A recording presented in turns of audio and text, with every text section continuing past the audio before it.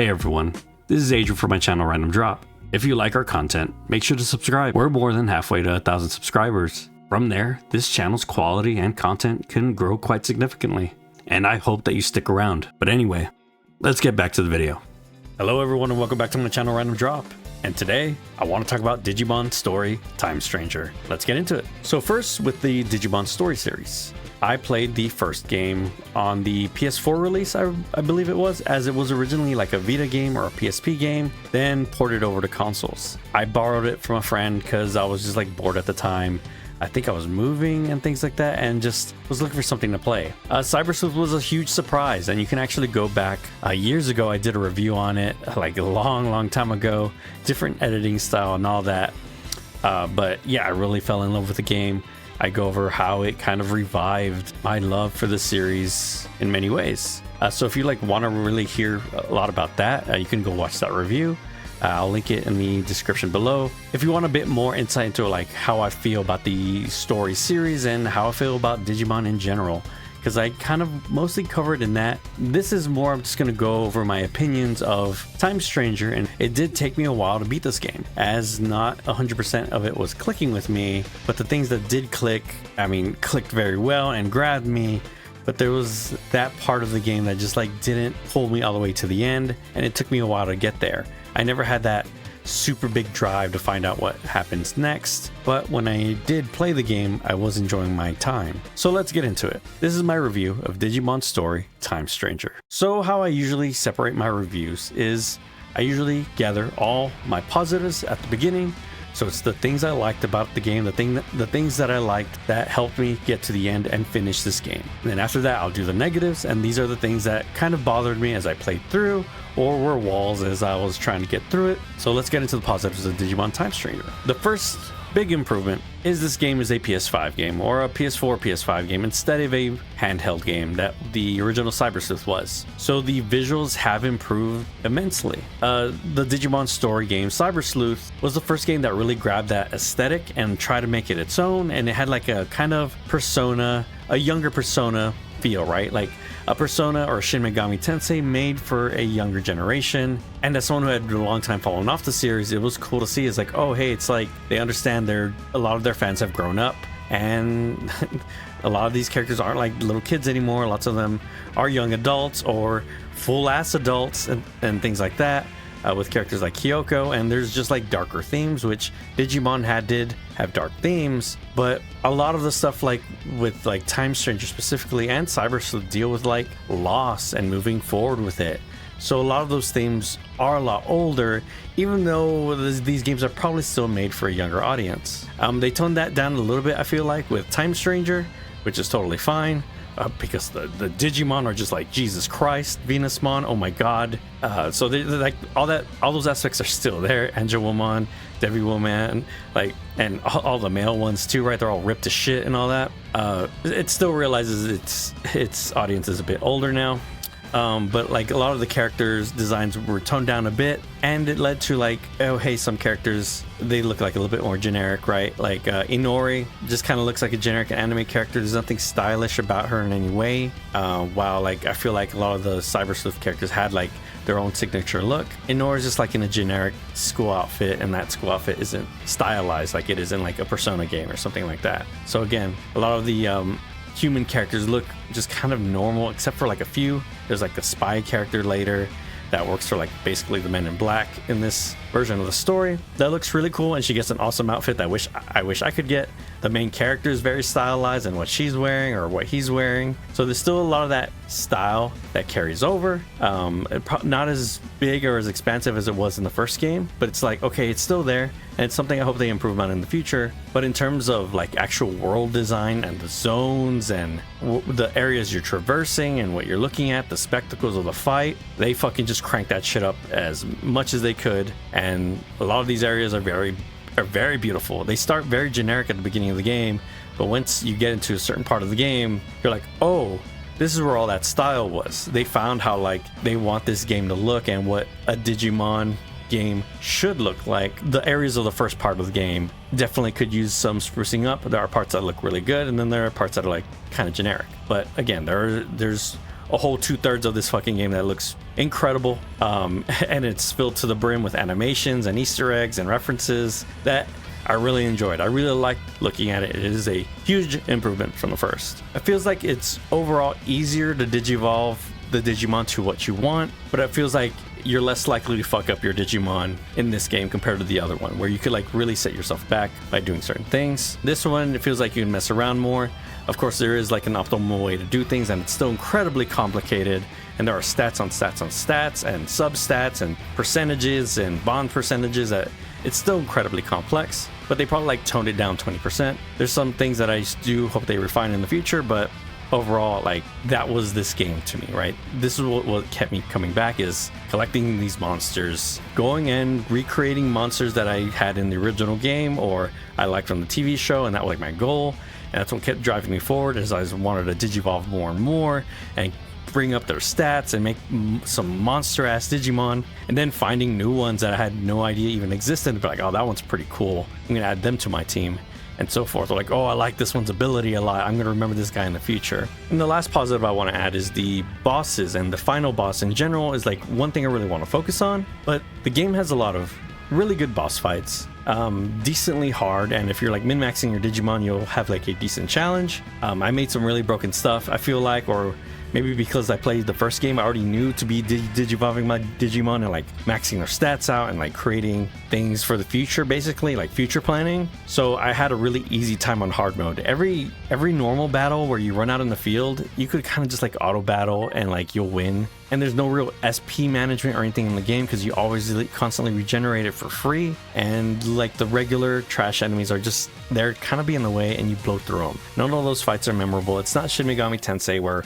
a regular Jack Frost is gonna fuck your shit up. No, like most of these fights are like really easy. Again, I have to keep in mind that these games are made for teenagers, right? So the normal fights are fine, but then we get into the boss fights, which some of them are more difficult than others for sure, and it has like DPS checks and strategies you have to go through. Some of them get a little generic and kind of repetitive in terms of like how you deal with them, or there's not too many unique ones, but there are a ton of boss fights to where it feels satisfying enough to where, oh hey, I can't auto battle anymore, I have to pay attention to this fight. Because if you could auto battle through most of the boss fights, there'd be basically no turn-based RPG in this game, because like the regular fights, there's barely anything there because they're so easy, you just blow through them. I never really auto battled for any of the boss fights, which tells me, okay, they're at least decent boss fights. And then there's another tier of boss fights where they put spectacle and story behind them, and they're very decently difficult. And if you're not paying attention and min-maxing your Digimon or have the right Digimon, you can get really screwed up. Spoiler, having holy Digimon, really good at this game, apparently. So hey, get your holy Digimon.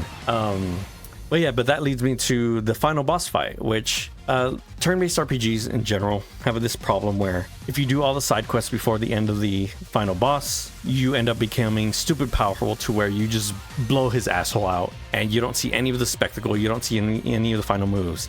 This happens in Metaphor, this happens in Expedition 33, where they think like making a regular ass boss fight but maybe a bit harder would be fine for the finale, thinking that players aren't going to do the side shit. So what I really like about Time Stranger's final boss is that it didn't really try to make a final boss. The final boss is just a giant spectacle, and it has like its difficulty here and there, right? But I had done everything in the game. My Digimon were like not stupid broken powerful, right?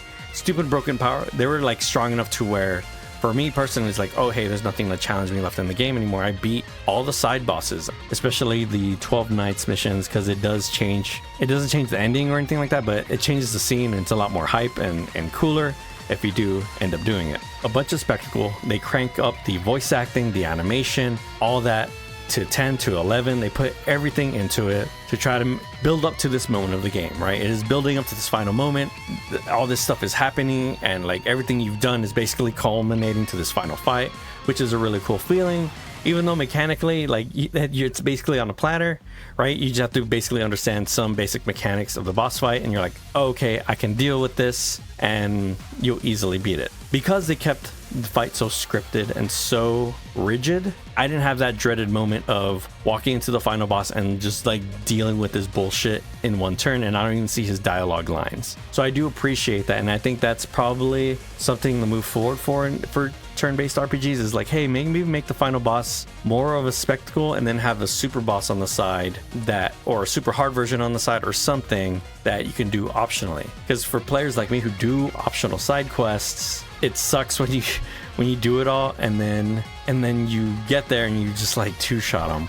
Or make it so like, hey, you can only fight the boss now. You can't go back and finish side quests. And all the side quests are for after you beat the final boss. Something like that. Because again, it happens in Expedition 33, it happened in Metaphor. You get to that final boss and you've done everything and you just decimate this and it just removes all tension and everything that's happening. Because you're just like, oh yeah, the power of friendship, yeah. One shot him. I was like, okay. Or Heizme dodges and he fucking misses all of his attacks for 30 turns and whatnot. But yeah, I really appreciate it.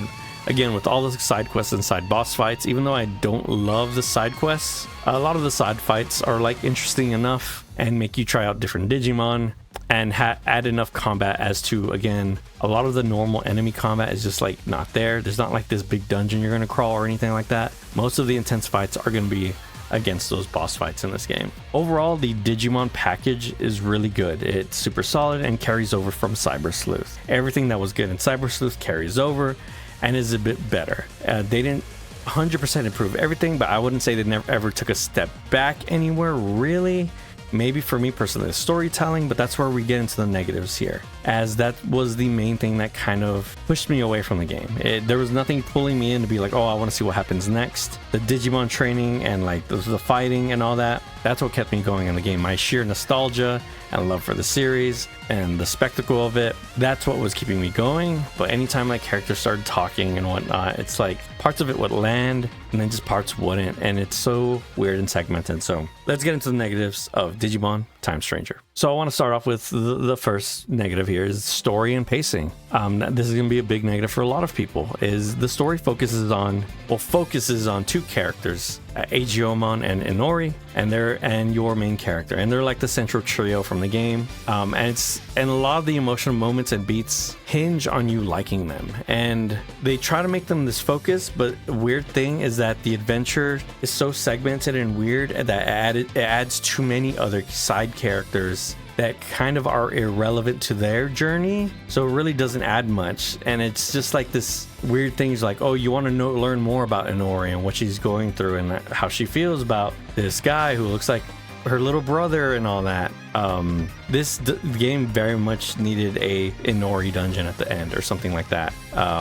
Inori's persona dungeon, so you could see like how she's actually feeling about all this stuff, because it kind of all just falls flat. Her feelings, Aegiomon's feelings for protecting her, all that stuff just completely falls flat for me, because they never have enough time to do anything with it, because the story's constantly moving forward and it's trying to do too much. It's trying to do their relationship and the consequences of like letting go, and the consequences of letting go of the past and trying to move forward and not being depressed of what happened, right? And then it's trying to do this other story of time travel and being able to fix your mistakes and trying to let go of the past and whatnot, or not really let go of the past, but change the past. And that's where we get into like, there's just like way too many characters. You think the game is focused on your crew at the beginning, and I wish it did, and maybe a couple other characters, but then they add basically like all these other Digimon characters that are super important to the story. And basically the most of the game is you going on a journey, doing these little mini stories around the world, and you go to every zone and do the mini story,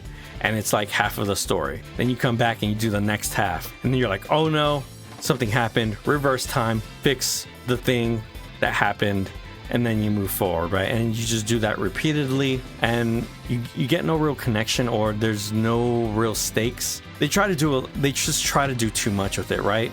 I believe it's trying to be like, hey, you have to move forward with what's happening, right? You can't actually change the past, but then you have this character who can, and then they do it, and there's no real consequence. But there is a consequence, but the consequence was the point, so that they could swap this other character in with this other character, and by the end of it, none of it really matters. In the end, they kind of just like reset everything, right? Except now the person in control of time is like a good person compared to someone who's like out of their mind. And that's like the gist of the story. It's like the lesson is trying to tell is kind of all over the fucking place, and that would be fine if like the personal story wasn't just kind of like, it just didn't land. It just tries to do too much with too many characters. I think a lot of this stuff would have worked, and reverting time and going back in. And I wish in terms of the Digimon characters, the other characters, maybe instead of 12 of them, there was 4 that are really focused on. And a lot of the stories of the other Digimons could have been regulated to side quests because there's that simple. Meanwhile, the other 4 could have been a little bit more detailed. You get a bit more attached to the characters and what they're going through and what happens with them and all that.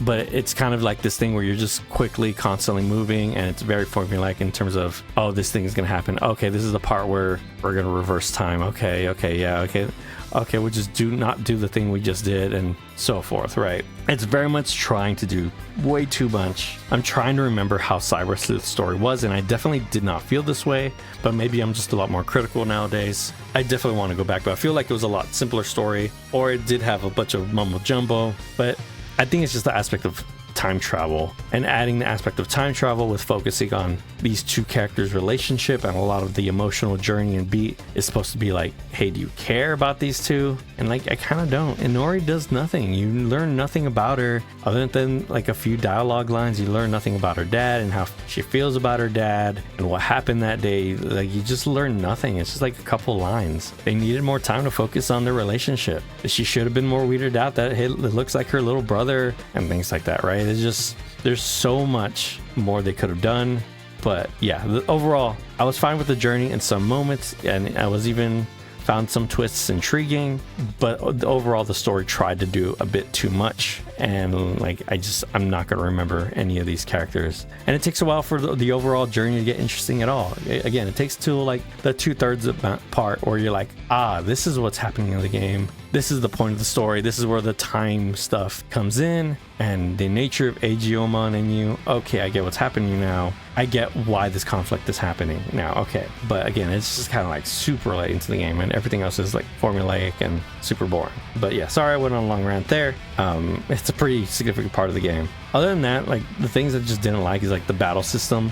The battle system is still good overall, but I have nitpicks with like the debuff system and how it works with their turn system.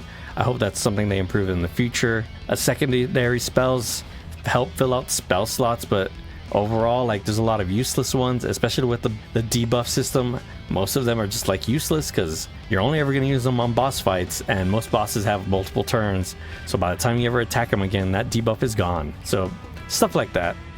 There's way too many stat lines. They could probably pull that back a bit, as I feel like I don't think there needs to be a magic defense stat and a defense stat or things like that, right? Or a stat for healing. Just stack that with int, because it makes every healing character, why are you going to I would rather bring a shitty healer that does a lot of damage and can heal a bit, and I'll use items, right? SPI and all that, just like not a good stat. They should remove it and just bring it down quite a bit to a core. Personality traits are a really cool idea, but a lot of the perks are super like useless and really boring. There are some really good ones that I found, like the one where you can heal and it buffs their stats. So you give it to someone with an AoE heal and it instantly gives everyone every stat. It basically gives them an attack buff, defense buff, every single buff in the game, one stack of it for free with an AoE heal. It's like, oh my god, that's amazing. There's one that increases buffs length and things like that, but they're very rare and they're very hard to get. All the good ones are very rare and hard to get, and without a guide you have no idea of getting how to get them. Most of the personality traits are boring as shit and like don't do much, and the game overuses the guest Digimon system. It takes me out of it, and the best part of the game when it was only you and your 3 Digimon, and that's for like the last 2/3 for parts of it. But the game has way too many guests in the game overall, to where you're rolling around with a crew of 6 and you're fighting 2 fucking dudes. It just makes the fights take longer, and half of the guys on that you're bringing are way weaker than you are. Some of them sometimes are stronger, right? Like Minerva was super strong when you first got her, and I would just buff her, and that's how I beat every boss fight. But it's just like, I don't want to. There's too many characters I can't control, especially like Aegiomon. He's like weak as shit, and you can't like increase his stats like you can your Digimon. So he's just like this weird outlier. Like, I guess I'm gonna make you a supporter because you do no damage, so I'm just gonna make your turns so you buff me. And that's kind of a bit it, right? Like, maybe Aegiomon is actually good and I just missed it, but he's like completely forced upon you. And then there's a bunch of other characters that are forced upon you, and I understand it's for building up to that big moment at the end, and it's cool, but I feel like you could have still done that and added guests at the very end and still feel the same thing and not add them to like everything else. Because every zone you go to, there's like this nameless Digimon that's in your group. You're like, why do I need another guest member? I understand when important characters join as guest members, but there's lots of times where it's just like a random ass Aegiomon or some shit. It's just, yeah, they use the guest system way too much, and it's super annoying, and they just need to stop it. And lastly is the voice acting. There's a lot more voice acting, and it's in English now, because I believe Cyberslueth was in Japanese only with subtitles, but the English voice acting is actually pretty decent and really good. It's just the fact that there's like very little of it. It's maybe like 30% of the game, and you hit lots of points of the game where like it'll be fully voiced, and then like the next scene there's no voice acting for a while, so you're reading it, and then the next scene has voice acting. It's like all over the place, and it's hard to tell when there is and when you're supposed to have it. It takes you out of it completely. I would rather have it all fully voiced in Japanese and then just not worry about English if it's a budget thing, because at least I will have voices and I can just read. But this thing where you're cutting from voice to silence in the random pockets and all that, this doesn't work. I don't know if they ran out of time, or they had to rewrite a bunch of stuff and stitch it together to where, hey, we can't re-record the voice acting, so this is what we got to work with. I don't know. Clearly, like, this game was like a very small budget. They weren't expecting to blow up how it did, but it gives me a lot of faith in the future. But these are the problems I'm pointing out here. Is like, dude, like the voice acting is so just all over the place.